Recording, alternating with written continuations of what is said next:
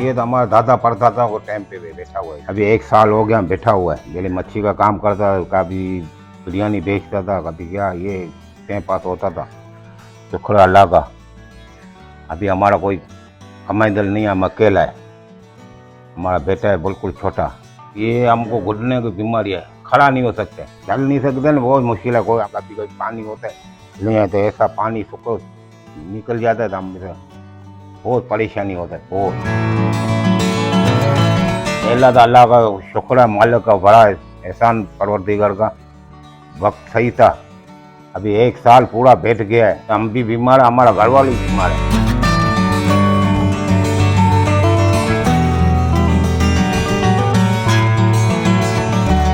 ये जो हमारे जज़ायर हैं, ये लगभग 350 साल से आबाद हैं। कराची की कदीम जज़ायर में इनका शुमार होता है।